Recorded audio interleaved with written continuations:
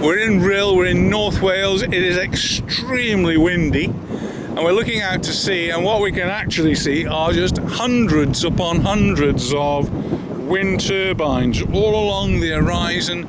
There are hundreds of them. I've never seen this before. This is quite amazing to me. Just about for as far as the eye can see, there's just wind turbine after wind turbine. And because it's so windy, they're generating lots of electricity. Some of them have actually been turned off. And I'm guessing that's because it's simply too windy. It's very, very windy out there. And we're just looking along the beach now towards Rhyl. So we're on the outskirts of Rhyl, and that's the Rhyl beach going towards the centre there. We'll make a move down there. Very windy, and the sea is, as you'd expect, very, very choppy. Just having a walk along the promenade here in Rhyl. It's very, very windy, so I know this is going to perhaps be playing a bit of havoc with the sound on my GoPro here. But it's sunny and it's a blue sky, and I just can't get over how many wind turbines there are out at sea here. I knew there were some, but this is just rows upon rows of them. It's a very windy day today, so they'll be generating electricity. Little ones have gone down to the beach, and they're already playing in the sand. There's a few people on the beach playing in the sand, but they're pretty hardy folk. If it wasn't windy, I don't think it'd be too bad, would it? It's just, there is quite a strong sea breeze.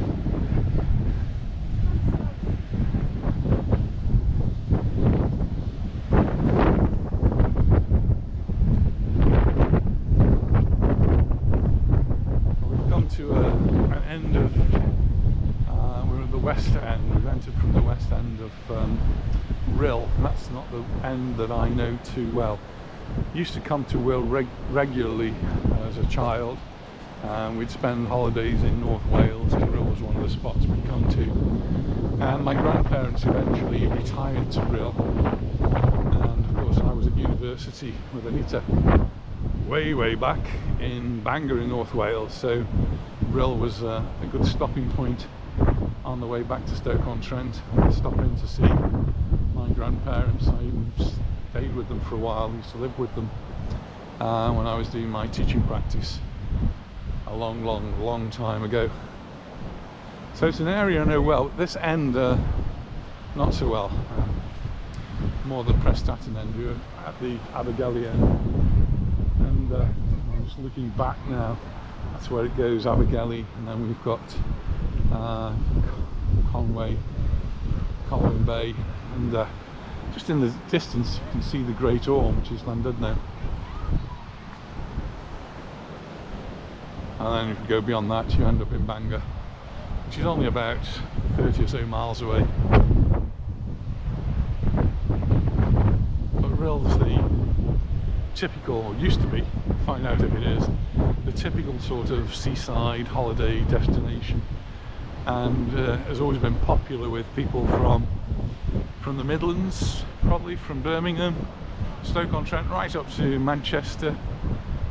People would come here for their summer holidays, not just to Rhyl, all along the coast. Prestatyn was really probably the first of the resorts in that side, and then coming to Rhyl. And just going beyond Rhyl, you've got Abergele, which I guess people never really knew about. I don't know what it's like now. It used to be a very pebbly beach. We used to go there when I was a child, and I used to go camping with my parents and family in the castle grounds of Grick Castle. And Grick Castle, which we always called Greach Castle in the days, so I've had to learn a new pronunciation. Grick Castle was where they held I'm a Celebrity, Get Me Out of Here But when I was a boy, it was a castle, and you could actually go and visit the castle. There was a red carpet which you climbed up, and at the top there were knights in shining armour to greet you.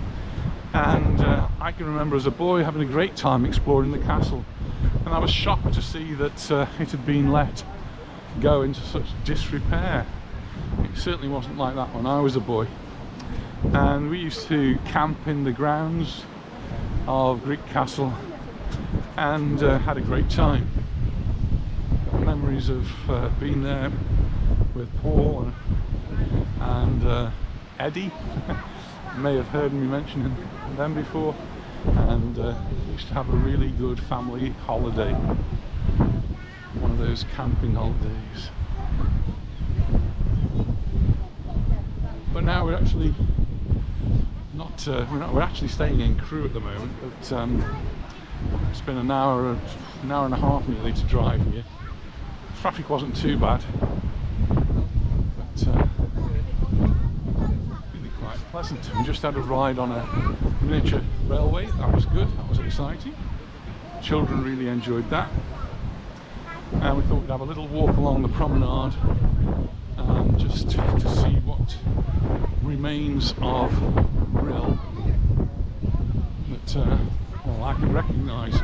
Certainly there's virtually nothing at the moment. Even the sea's different with all those wind turbines. Just come to a park where the children can play.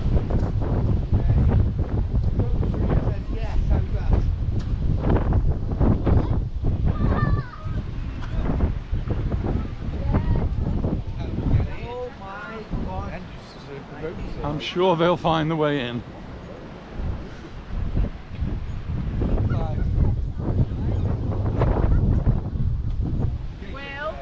Children are going into the park to have a play in there.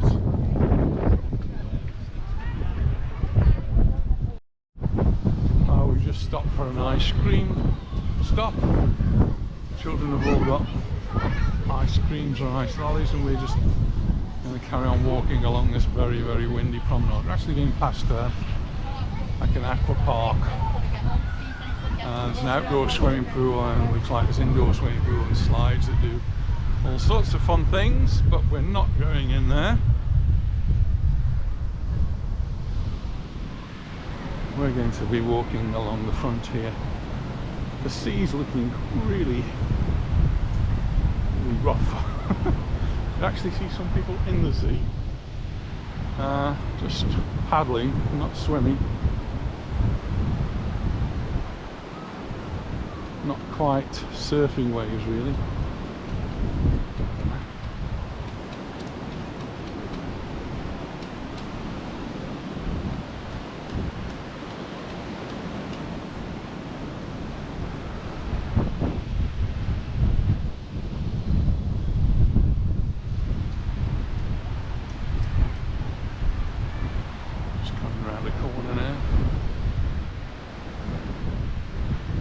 Here just goes on and on and on.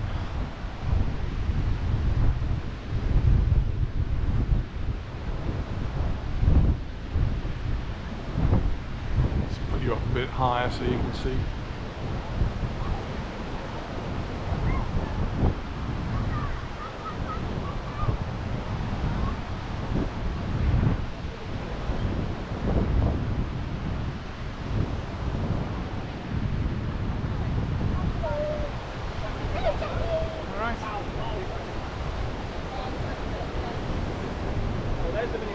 Even more windmill.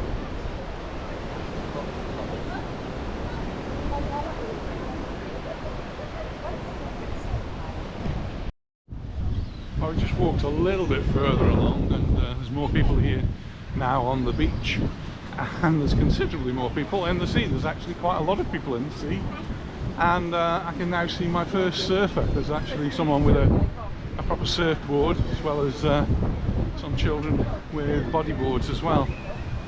And the waves, I mean, for me as a boy, they'd be really quite exciting to be jumping around, and you don't notice the cold at that age, do you? And perfect, quite flying weather, so we've seen one or two kites as we've been walking along as well.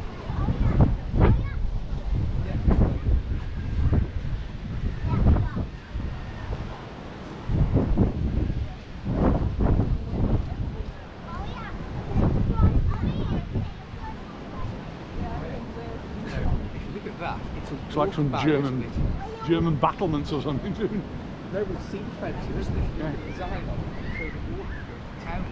We used to have got that cocoa flooding every 4 or 5 years. Sure it is.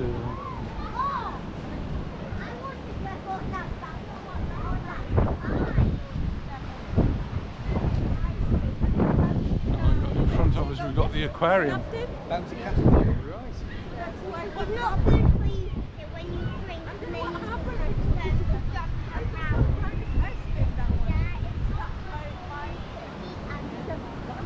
I still haven't got my bearings though. Well, we did because we're in the centre of town, aren't we? Yeah, I just want to see the clock tower. If I do see the clock tower. Maybe the Sea clock tower's gone, isn't it? Yeah, that was such a landmark though in Rhyl. And when we were in Weymouth, there's a clock tower there, very similar. Yeah. And that's been there for, I don't know, 100 years. Just have a look over this wall because I'm curious. Oh, there is a clock tower. There's a clock tower. There's a clock tower. Aha, now we spotted what it is. This is the car park.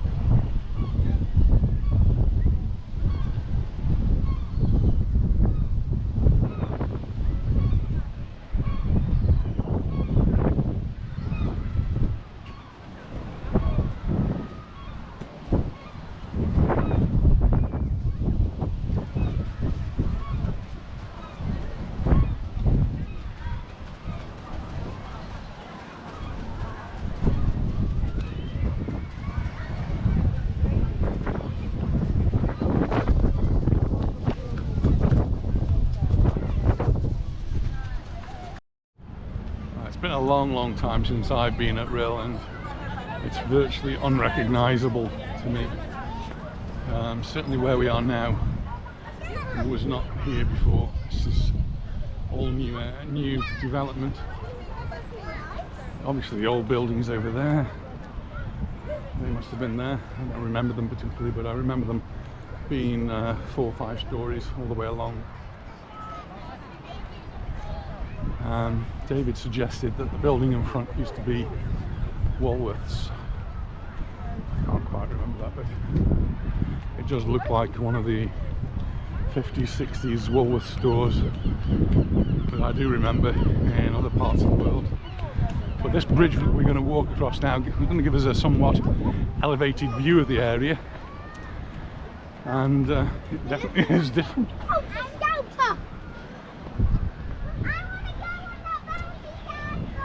So the fun fair that was definitely the other end of Rhyl, and now they've brought one little fun fair with some rides this side.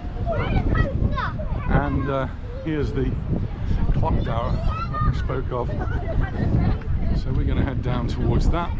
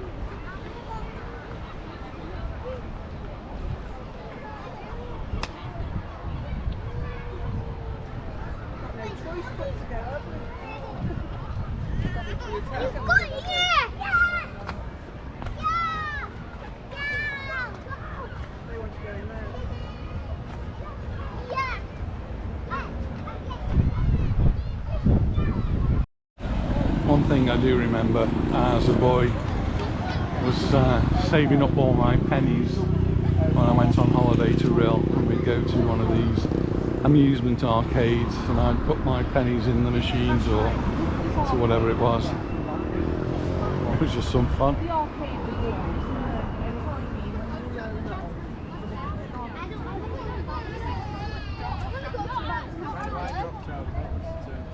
Looks pretty much like one of those typical arcades.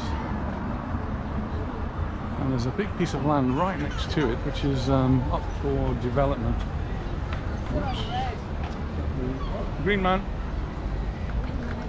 David taking his hands, life in his hands.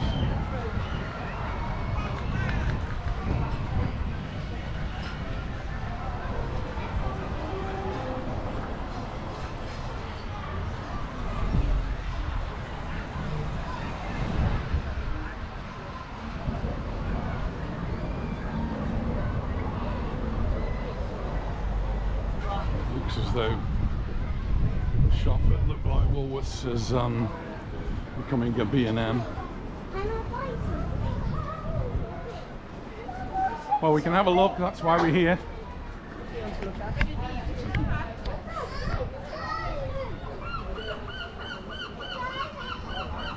We're just going to have a little look around the shops in Rhyl.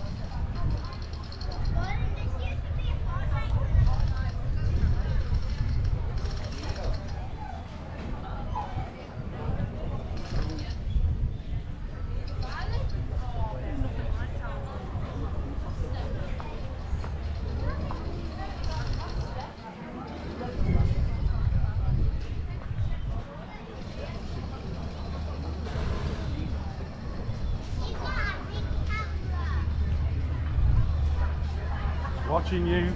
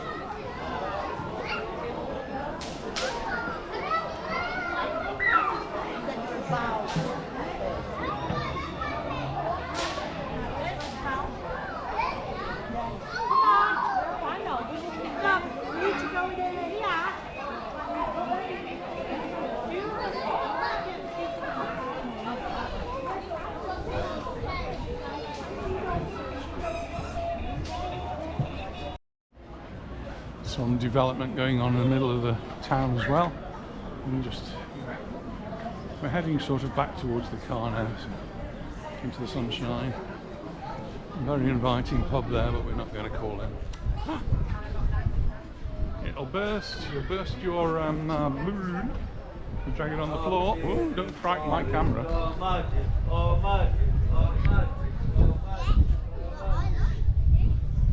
look how he's shaking.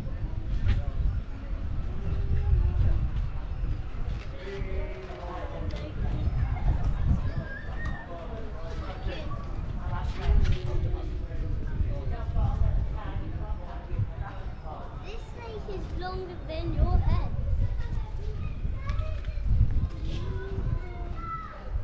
Snakes can go around your neck without hurting you.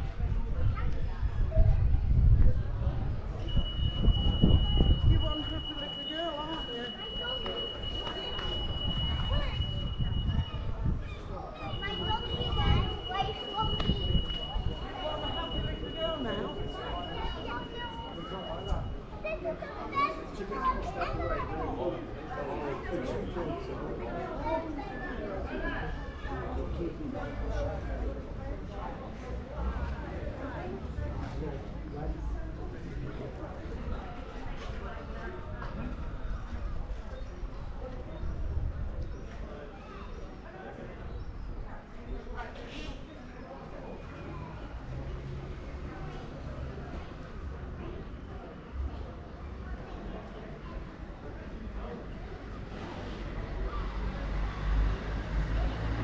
To some non-pedestrianised parts.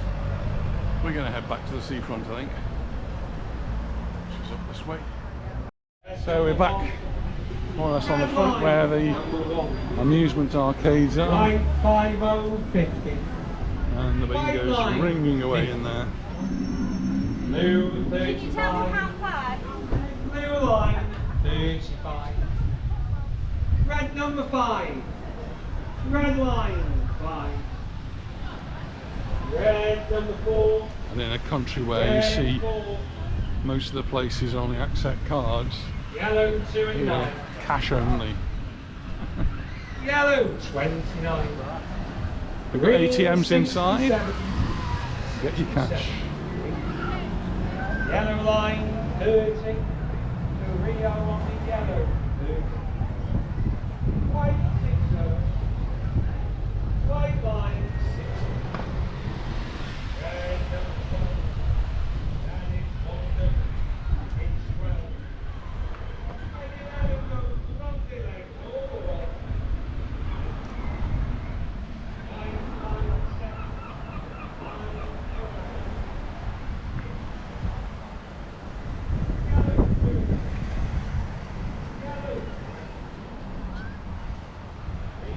Pubs and bars, Premier Inn. Usually a cheap place to spend the night, so I believe. So that water park that we were looking at from the seaside is what's on the right here, SC2.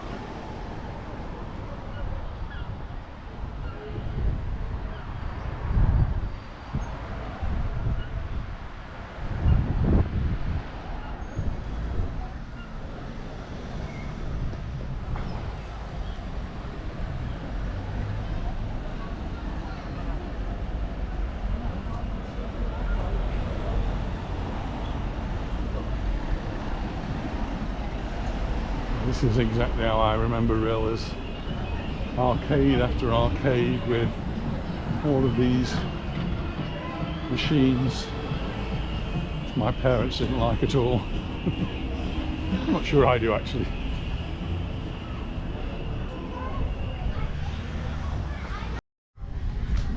William really likes his dragons. One up there.